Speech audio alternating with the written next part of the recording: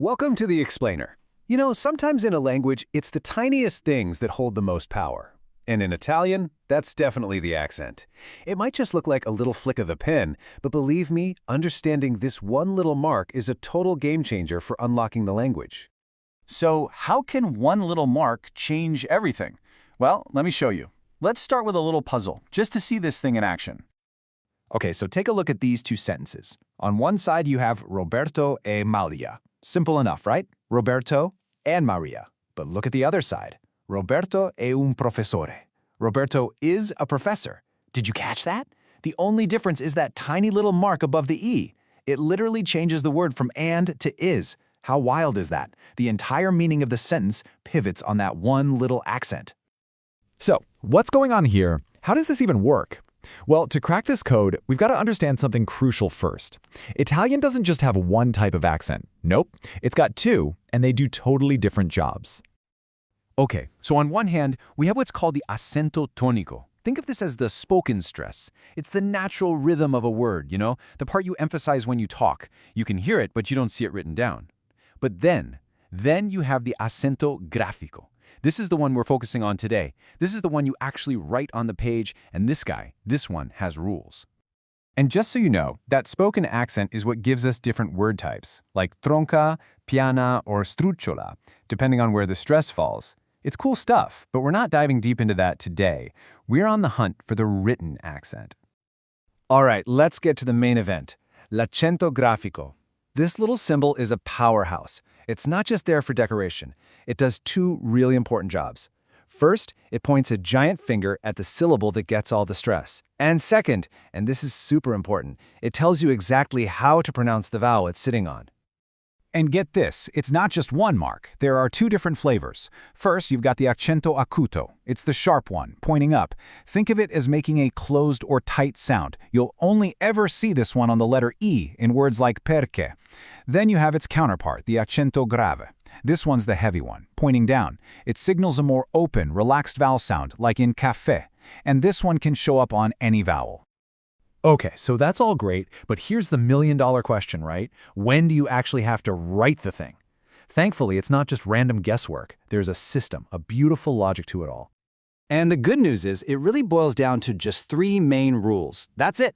First, you use it on words with more than one syllable when the stress lands on that very last vowel. Think città or avrò. Second, you'll see it on little one-syllable words that happen to have two vowels, like pio or può.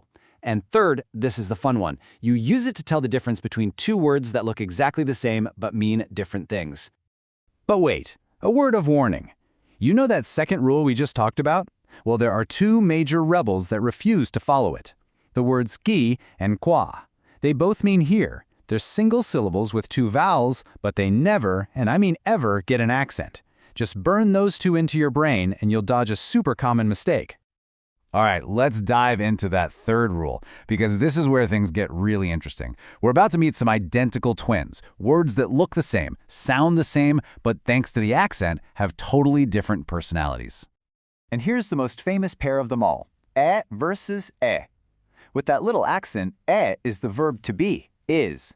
Lui è italiano. He is Italian. But take that accent away, and è just means and.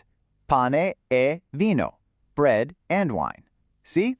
It's a tiny mark with a massive grammatical punch. And it's the exact same story with this next pair. Da, with the accent, is the verb gives. Lei dà un regalo. She gives a gift. Without it, da is a preposition, usually meaning from. Vengo da Roma. I come from Rome. Or how about this one? The accent gives you a clear, definitive yes. Si.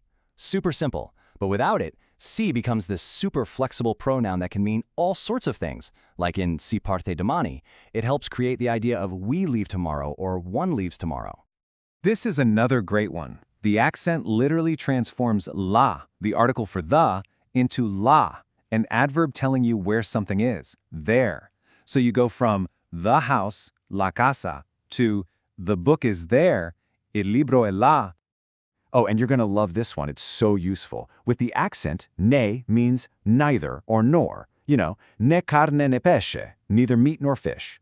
But take the accent away, and ne becomes this little pronoun that means of it or some. And you will hear this one all the time in real conversation. And the list goes on. There are a few other common pairs that play by the exact same rules. Like D with an accent is de, but D without it is of. And here's a personal favorite of mine. Te with an accent is ti, but te without it means you. Yeah, you probably don't want to get those mixed up when you're ordering a drink. Okay, we're almost there. Time for the final piece of this puzzle. So we've talked about words that need an accent to make sense. But what if I told you there's a whole group of little words that you can just forget about? Words that never need an accent? And here they are. This is your freebie list. Really common verbs like so, I know, fa, he does, va, she goes, and sto, I am. You never ever write an accent on these guys. The context of the sentence is always enough to know exactly what they mean. Easy peasy. All right, we've covered a lot of ground, so let's boil it all down. What's the big takeaway from all of this? What's the one thing you really need to remember? It's this: the Italian accent isn't there to trick you. It's not a trap. It's actually a guide. Think of it like a helpful little roadmap on the page. It's pointing you in the right direction, telling you how to say a word, and, so often, exactly what that word means. So now that you know when to use it and why it's there, you've really cracked the code. By mastering this one tiny mark, you've taken an absolutely huge step forward. You're going to read, write, and speak Italian with way more confidence. So the question is, now that you've solved this mystery, what's next?